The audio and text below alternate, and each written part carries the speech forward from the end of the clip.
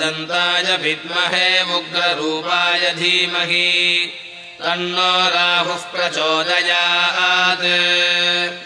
अस्य श्रीराहुकवचमहामन्त्रस्य चन्द्रऋषिः अलष्टुप्छन्दः राहुर्देवता हां बीजं ह्रीं शक्तिः हूं कीलकं मम राहुग्रहप्रसादसिद्ध्यर्थे जपे विनियोगः।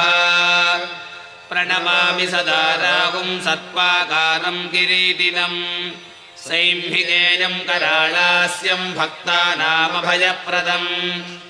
राहुं चतुर्भुजं चर्म शूलखड्गवराङ्कितम् कृष्णमाल्याम्बरधरं कृष्णगन्धानुलेपनम् गोमेधकविभूषं च विचित्रमकुटान्वितम् कृष्णसिंहरथं मेरुं यान्तं चैवाप्रदक्षिणम्।